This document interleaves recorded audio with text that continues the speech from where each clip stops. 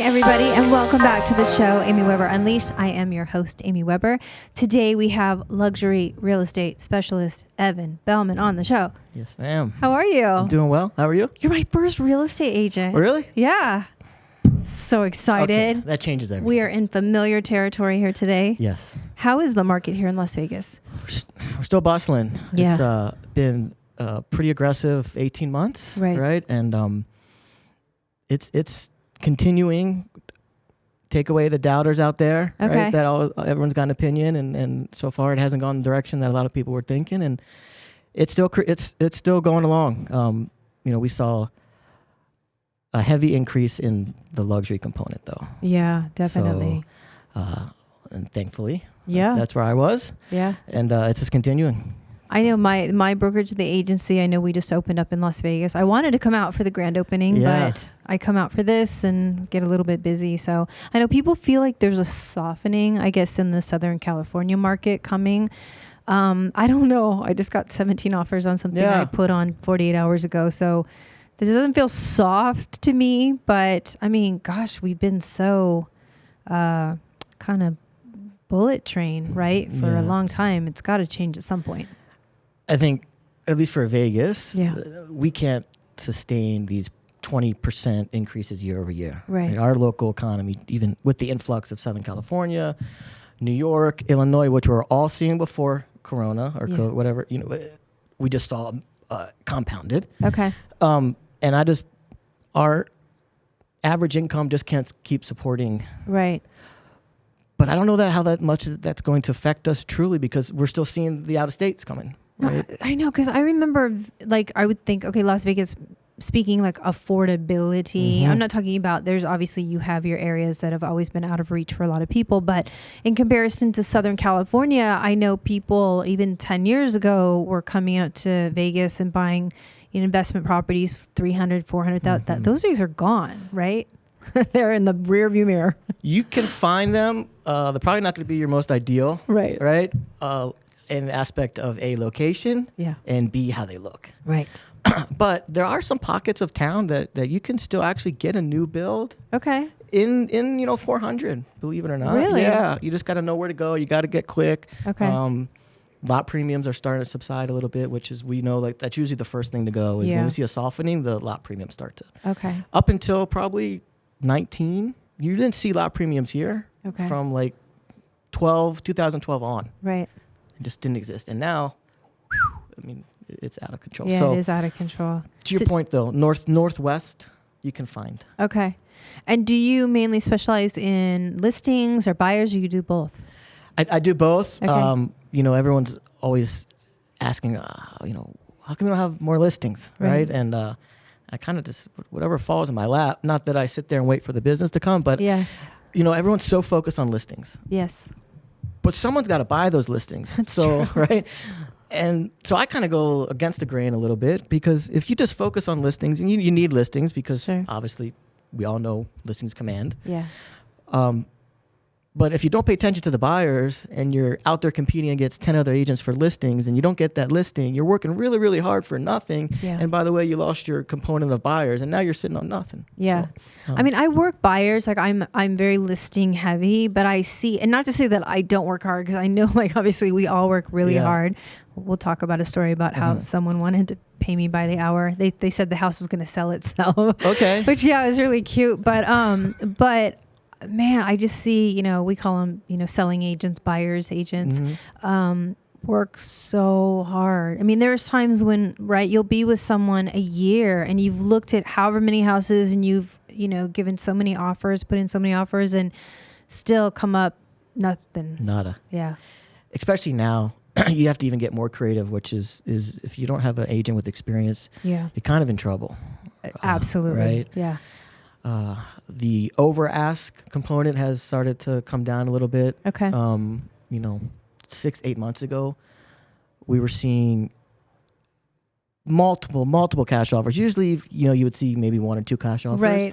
And you're coming in 6-7 cash offers per and they're all above ask. Right. And at that point, it's like, okay, what else do you have to offer? Yeah. So, it's competitive in there. I mean, I got one point, we lost out on like 8 houses with these people. Oh, and man. It was a pretty hefty budget for Vegas. Yeah. Like 800,000 here. That's pretty decent. Yeah. Especially even now when with the prices that we have. Yeah. 4 or 5 years ago, 800,000, like, wow. Right. And so, long story short, with these people, we lost out on so many houses that I had to have a really like a one-on-one and say, guys, I have a suggestion.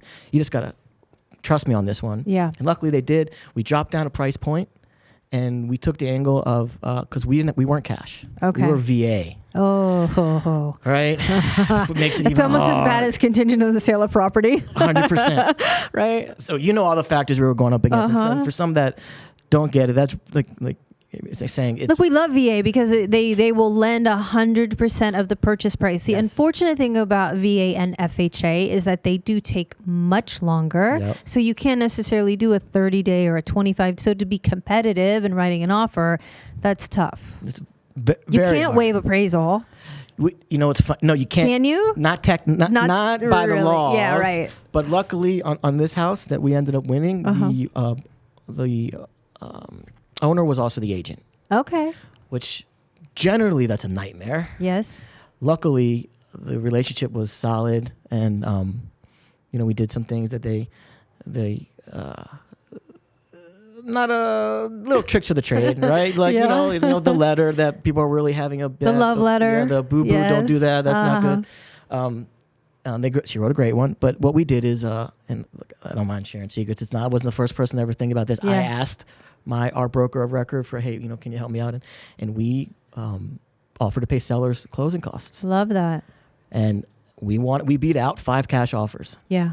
Yes, we did pay over ask, right? But that's what was happening back then. No, I was literally sending in like contingency removal with my offers just to try to stand out. And then so there's these. So we'll talk some real estate talk because I haven't done a real estate show yet, and obviously I'm really heavy into it.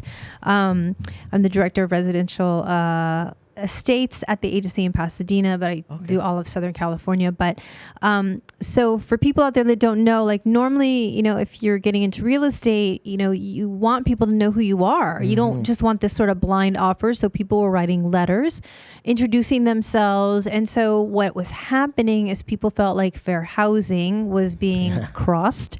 If someone said, my church is right down the street, right? Or, something that would basically be a dead giveaway that someone would say, well, you chose this offer because they're same faith as you, the same creed, the same color, whatever it was, and therefore your the fair housing laws have been, crossed, and so you're not allowed to do that. I just personally say, look, to the other agent, are you allowing this? I mean, yes or no, just let me know. I don't want to do anything. If they say no, I just don't write an email. And I put in the body of the email, like, just so you know.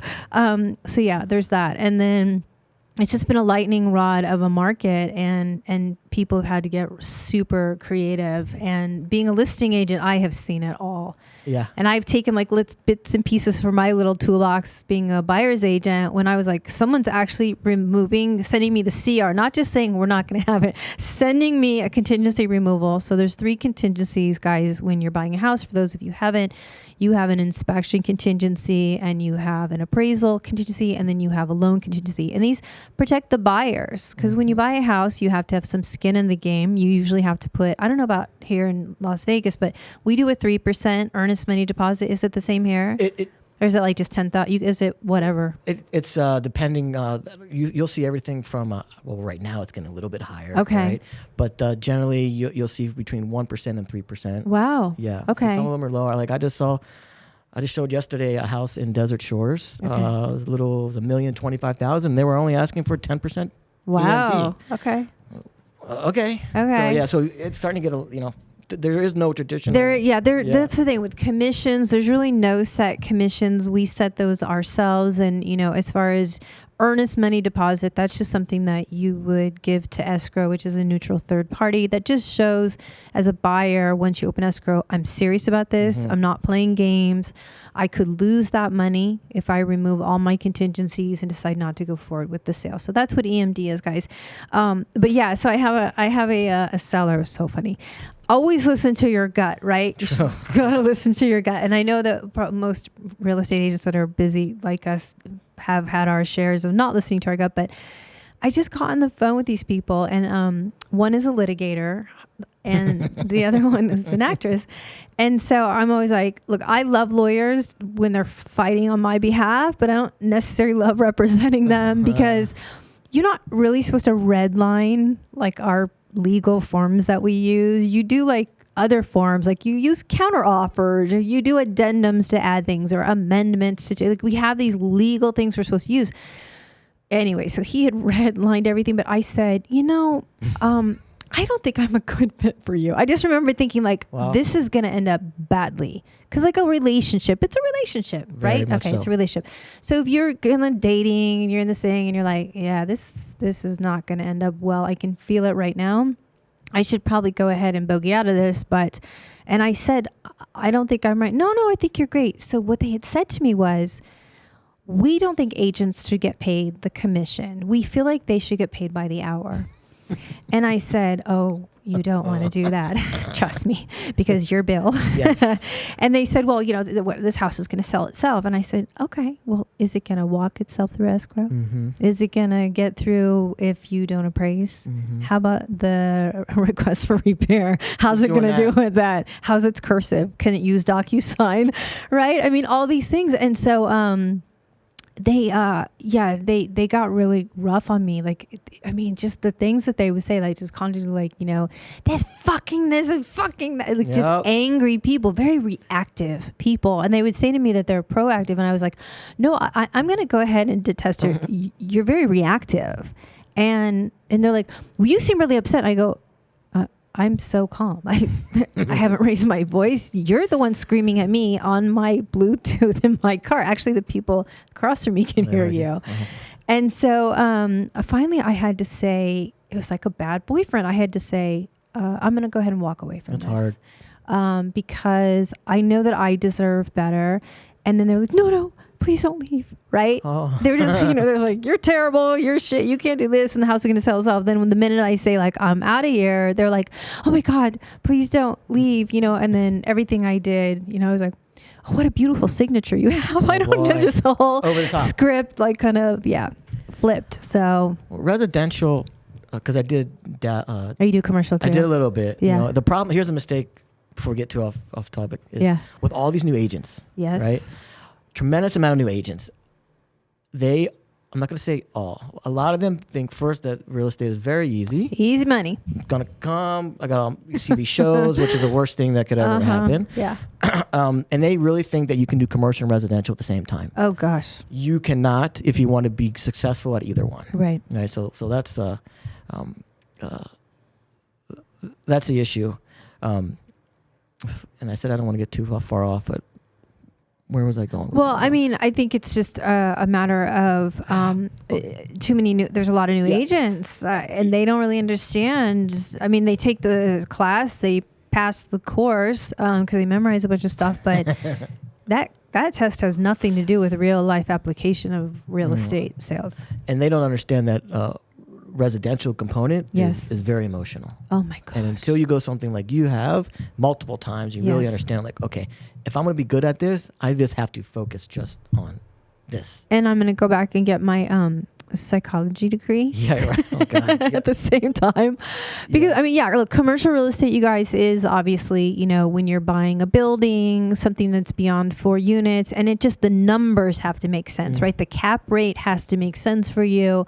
So it's, your net operating compared to your gross. And so that has to make sense for you. And there's just no emotion whatsoever. Black and white. Yeah. It's a numbers thing. It's either going to make sense or it's not, especially when it comes to the cap rate. But when it comes to residential, oh my gosh, people get so emotionally charged. And I always say, please don't be here for inspections because they are going to skewer this house, like the house that you love, that you raised your 10 children in, that you birthed, all of them in that particular bathtub, right? Whatever it is, they are going to literally like rip this place apart. That is their job to do that.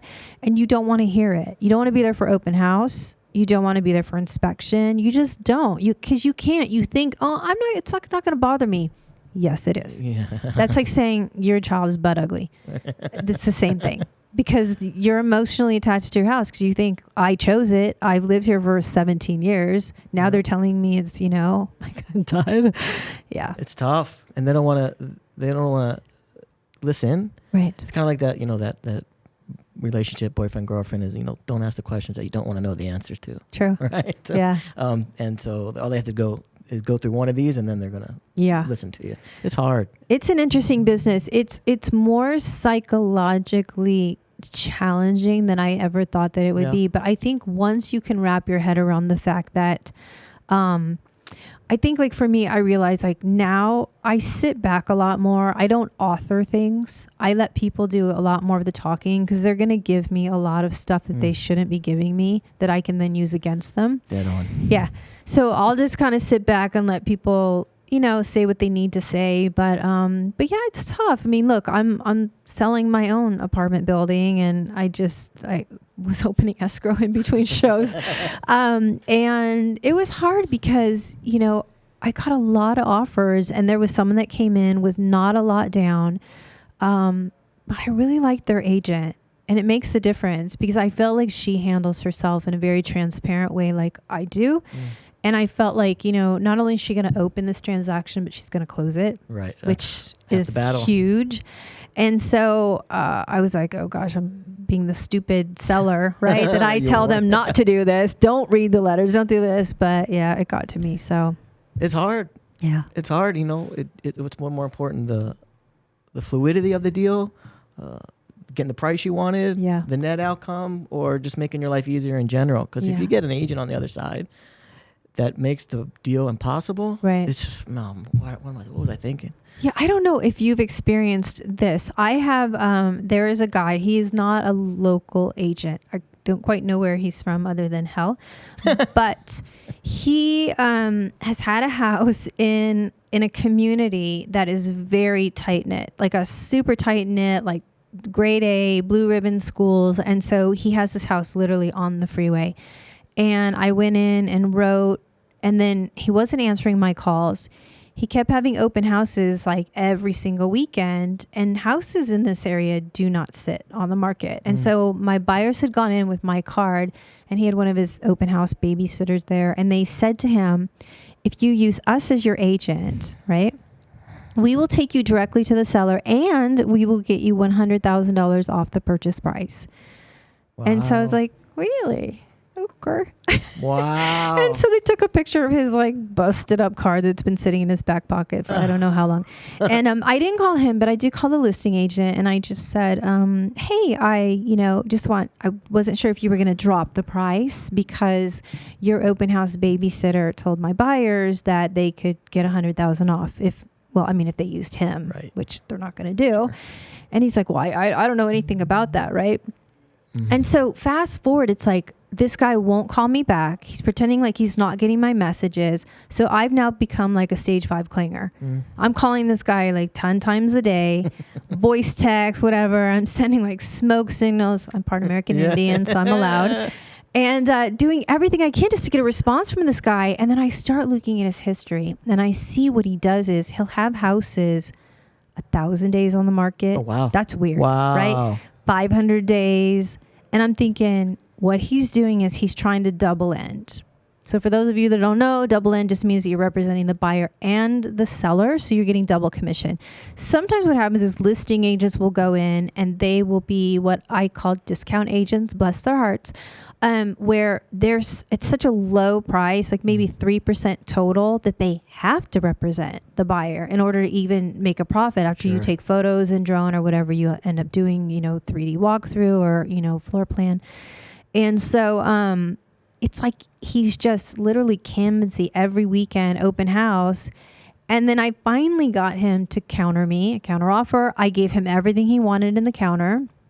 And then he said, well, I'm not going to give you a response for like another 10 days, not the standard 3 days. And then I see he has another open house. With your offer? With my offer, the counter offer just kind of sitting out there. And it's like, what do you do in that situation? Like, I want to just rip his head off. I just want to go and find him. Yeah. And basically, I used to wrestle. I want to take him down to the mat And, but it's like there's no one holding these people accountable for these actions. That's very, very weird, right? Yeah, very weird. Yeah. And I think some of the differences, that's why I'm always intrigued to hear, speak with agents, brokers from other states, because obviously the contracts are very, very different. And the guidelines, if you want to call them, are a little bit loose, right? And I know, California, I think, like you said, I think there's a standard. The only reason I know is because I just switched agencies and I'm on these conference calls and I'm hearing them go through there. Because I know California just kind of did their revised purchase agreement. We did, right? The RPA just got revised. So I just sat on the call just because I'm curious. Yeah. And I feel that also one day it's probably advantageous for me to get a license in California. Yeah. I mean, a lot of California, probably 75% of my business is from California. Yeah. So is that the case? Is like a standard 3 days for the turnaround time? Yeah. Yeah. So in order, everything's usually standard in the contract unless you change it. So when I gave them what they wanted, I gave them the exact amount they wanted, everything they wanted. I said, buyer agrees to all, terms on the seller counter offer. It's a 3-day response. And I said on there, even though the counter had said that they wanted until it was like an 11-day thing because they wanted to do another open house. I said, buyer would like a response within the standard 3-day period. Wasn't allowed to ask for. Okay, this was almost 30 days ago. The house is still on the market. Price has not, it's been on the market now 170 days. Wow. Yeah. It's like, what do you say to your buyer at that point? Other than this is just a dick. I don't. Yeah, unless there's something more to it. But obviously this guy has a track record. He does. You looked him up, right? He does.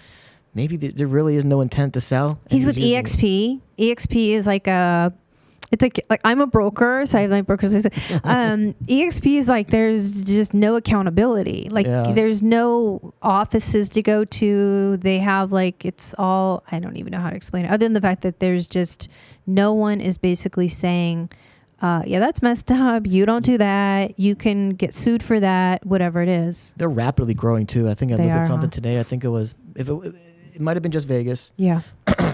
But there was an 82% growth in agents. For EXP? Year. Yes. Oh my gosh. I don't know if it was nationally or just here, but regardless, that's a massive number. Is that because they keep 100% of their commission? Is that the split? I don't know what this is. Let's see. What's the... Okay, he's trying to be politically correct. I see this on his face. So yes, Evan. I just know that it's an aggressive marketing. Yes. And watch which forums you get into because you're going to be recruited heavily recruited. Yeah. And that's their method. And I don't know too much more about it besides it is.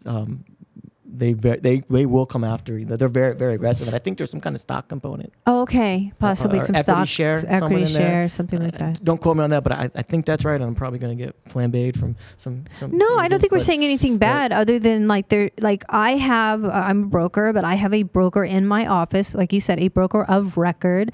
That should I have any cloudiness about something or I need a question answered, I feel like maybe I don't know the right thing to do, I can go to that person because they've been in the business, let's say 30, 40 years. I've been in 10.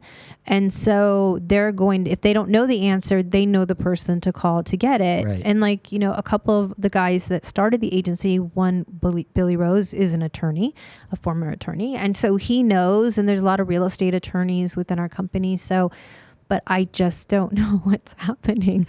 It's unique. I mean, before the pandemic, yes.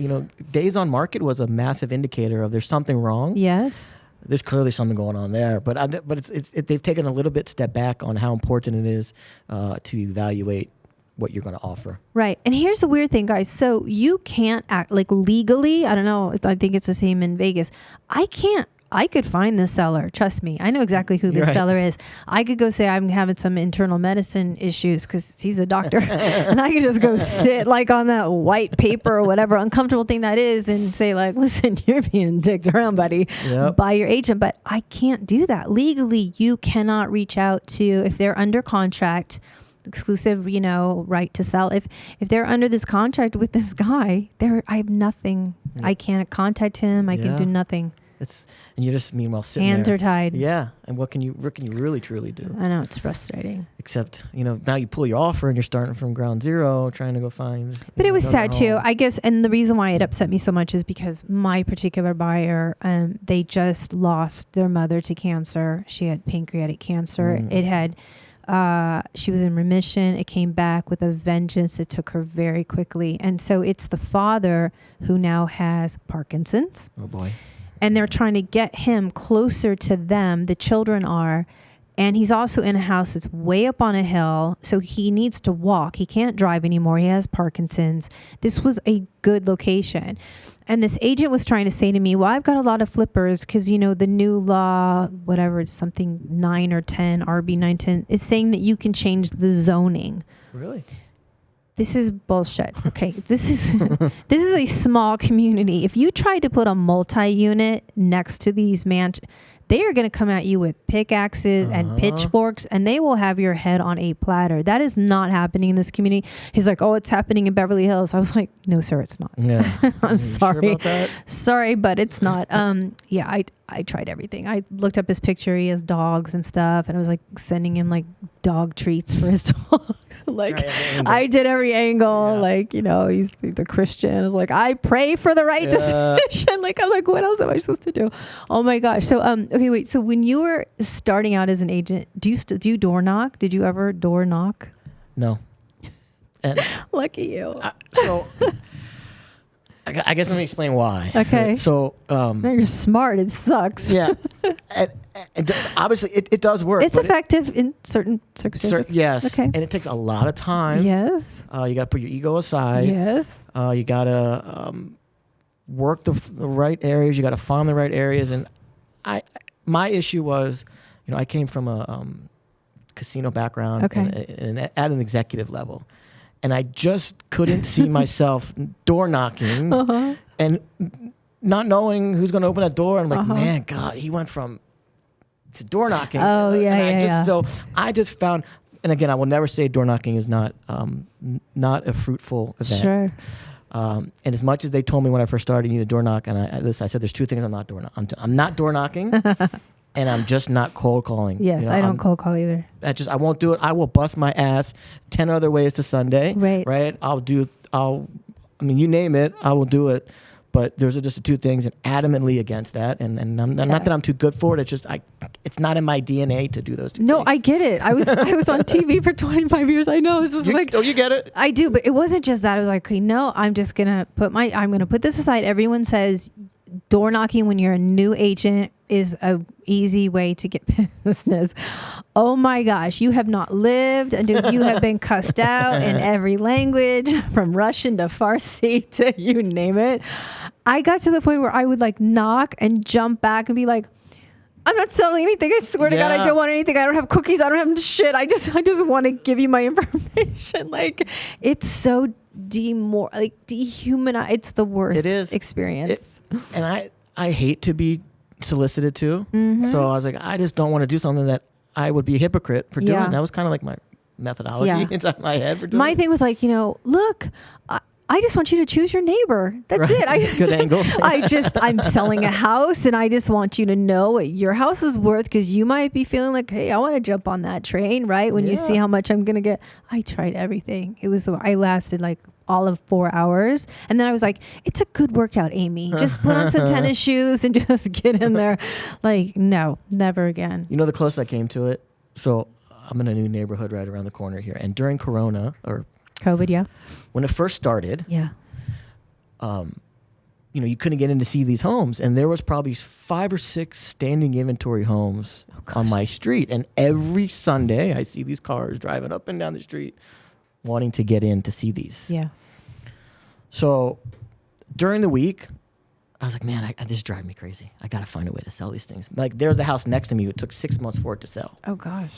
And I tried everything, like I said. So I went in and I got the gimbal, or that stabilizes your phone, right? Yes. And I went in. I had a pretty good relationship with the on-site sales agents, and they allowed me to videotape everything. Even they weren't completely shut down, but I said, hey guys, listen, you guys aren't here on the weekends, right? There's limited hours right now, and I am living here.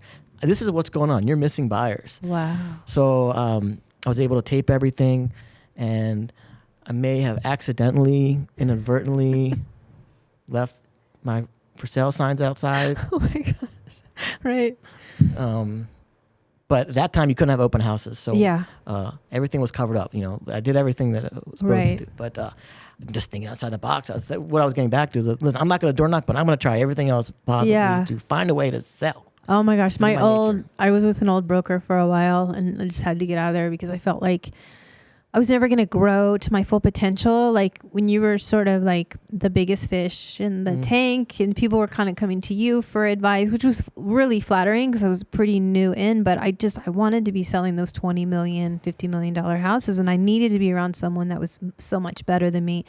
But I remember my old broker saying that he used to do stuff that was so outrageous. Like he would post signs in someone's house that had expired that said, if you weren't such an effing idiot, and used me, your house would have sold. You know what I mean? Oh, wow. Don't be an a-hole. Just aggressive kind of tactics. And I don't know how well that's going to work, but yeah. Some people will go to any extent in our business. They will. There's that fine line of what's ethical and what's aggressive. Right. And I guess, obviously we do have a board that can fine you. There are violations and, but, and then there's always if you get fined, you can always go and get into the.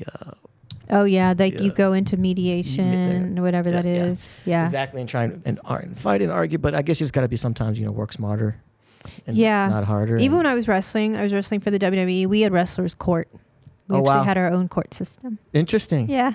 Which means that really no one got held accountable. Right. That's really what that meant. It's just like, it's a boys' club, and they're going to do what they're going to do, but we're going to hear your complaint, and then we're not going to do shit about it. Just to cover our ass. Yeah. Yep. No, I know. It's real estate has gotten very competitive. Well, more competitive. It's always been competitive, more competitive. But I know I find it interesting because I guess you're supposed to turn my old board, you had to turn certain forms in. So let's say that you were going to do a price reduction. You had to do a modification of terms.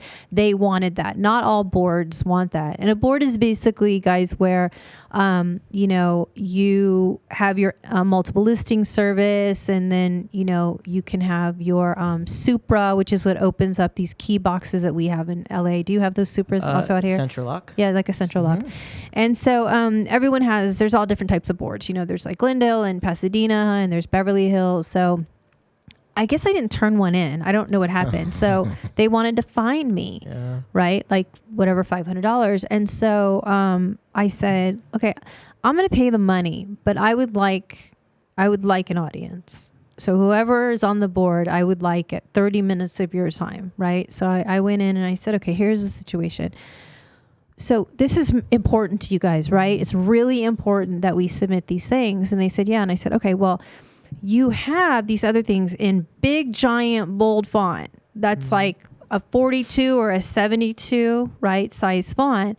Show me where, right, in your rules and regulations, I just want to see it for my own, because I've read them. Where is it that shows, where is it in bold, that every other agent besides myself will know just how important this is to you, that they will be fined $500 if they don't do this particular activity. And they couldn't say anything to me. So I said, look, all I'm asking is that if this is important, you change your procedure and you put that in bold. I'm going to pay. Here's your $500. Here's cash. There you go. There's your money. But I'm just saying, like, I'm not the only person. I'm not a stupid person. I'm not the only person that's going to miss this. So if you're purposely just trying to be like a person that gives tickets to pay for the roads and stuff, a meter maid. Yeah. If you're just trying to be that, cool, good on you. You got me, right? But if not, if you really, this is important, you should probably change. Yeah. I got fined. My only violation ever. Yeah, that was mine too. You mean I only took one? I hate pissing money away. Oh, yeah. Right? I got fined because within 5 days of the listing going active, you have to have one photo. Yeah, and they changed it now even to ours is 24 hours. Yeah, it's ridiculous. I think ours is shorter now. Okay, right? It's definitely shorter now. Yeah, because there was that's what happened. A lot of these newer agents, they were just putting listings in, no pictures, no nothing. And then, by the way, when the pictures came, they were shit. Yes. Even worse.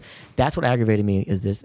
This one was a couple $1 million home in Red Rock that we were selling. So you wanted amazing photos. Right. You weren't going to do, first impression, put out crappy photos. And I had to have I might have jumped the gun on this one, but I was waiting for the seller to sign the listing agreement because he revised the price before we went live. Okay. Right, we were at this price and then they want to change to that price. I'm like, oh, no problem, but this is what we need to do. So you modify the terms, okay. Yeah, and then by the way, I have like 58 pictures, 3D Matterport zone, right? Gosh, yeah. And I was like, look, I'm telling a story, and we're gonna enter the front and this and that, and I didn't put the one picture in, and I got that. You got that fine. Lesson learned though, because there's nothing worse than pissing money away. But. Yeah. Now I have this whole thing that I write because I don't want to go in and pay money for photos unless the listing agreement is signed. If the listing agreement is signed, now you only have 24 hours in which to get this thing live so the public can see it.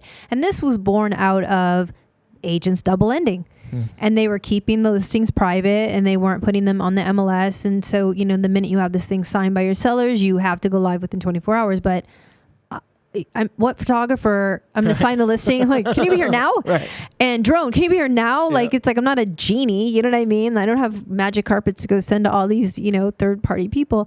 And so now I've got this whole thing where I'm just like, agent shall, I'm like, seller to exclude from the multiple listing service. And then I've got this whole thing like agent may go live as long as the house is market ready and has photos and drones. Like this whole entire verbiage, just like.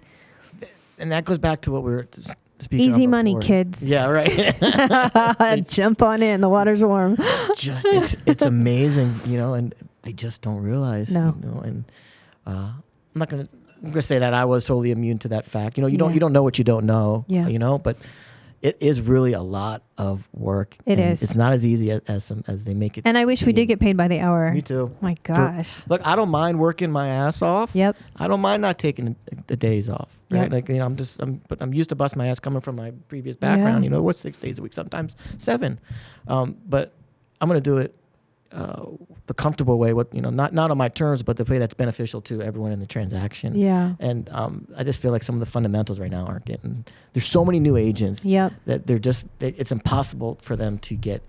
Like I said, good fundamentals, get taught right. Yeah. Because it's like if you don't build them right now, you got no shot. Yeah, I almost feel like there should just be something where newer agents or new agents should have to go under someone's wing for like a 6-month period, whatever it is, before they're really out on their own. Mm-hmm. Because I think that they could learn a lot, because when you're just thrown out there and you're having to learn on the job, a lot of mistakes are going to be made that could have been preventable, in my opinion. Yeah. Yeah.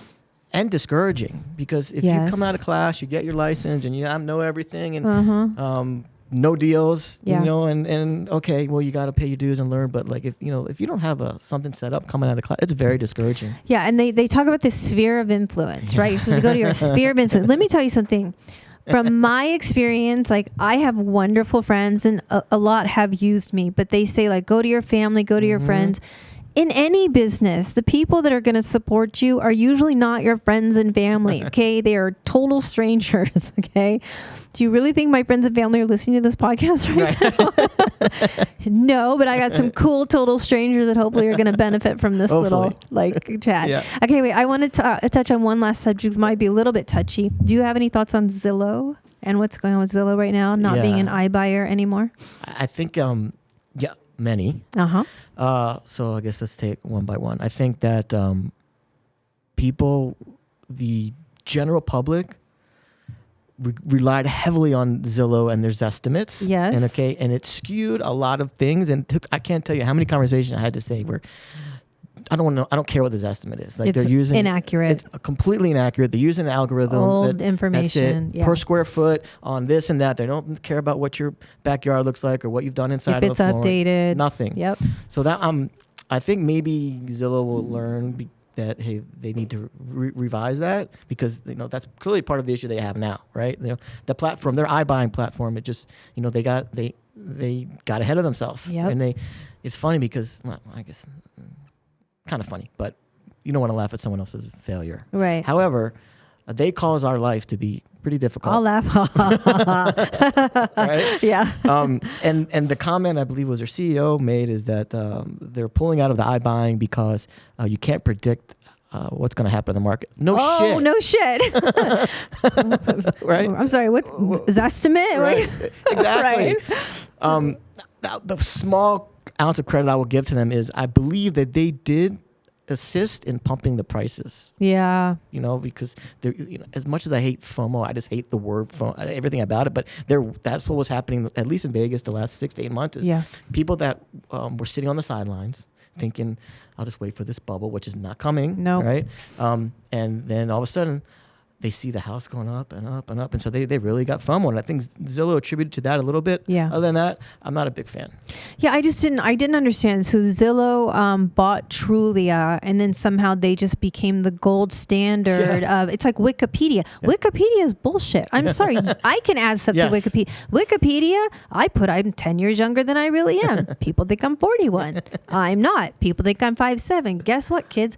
I'm not. Right. I know I haven't shrunk that much in old age. So it's just like they just became this gold standard that everyone like was going to their site and just like you said, believing this sort of false information that they weren't gathering it from any real credible thing. Like you said, like they would have a Zestimate about something and it's like, how could it be that low or how could it be that high? And it just really messed with seller and buyers' heads. Even the range of their estimates, like crazy. Anyone with common sense and a business acumen is going to look at that and be like, how can it range from 720 to 940? Right.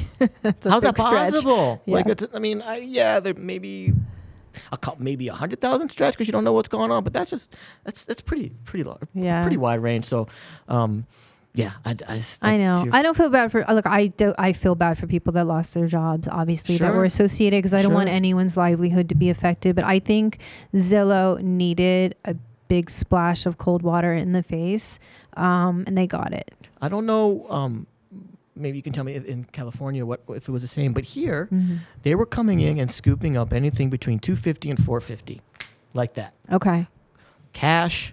Now, Zillow was the only one, I believe, of the iBuyers that wasn't looking for a discount. Open Door, Redfin, some of the other ones. Yeah. Those iBuyer platforms, not as aggressive. Okay. But they were looking for some kind of negotiation. I only have one experience with the Zillow iBuyer program. And iBuyer, guys, is just when someone goes in, it's like they're a flipper. They're going to go in, they're going to buy it, and usually at a discounted price, and then they're going to fix it up, and then they're going to put it back on market and flip it for a profit. But I had a seller that said that Zillow met with her and they offered her a certain amount. It was so above what the house was worth. But so then what the play is that then they come back and they say, well, this needs to be fixed and this needs to be fixed, right? Okay, so then they take off money for that. So now they said $900. So now you're at like $850.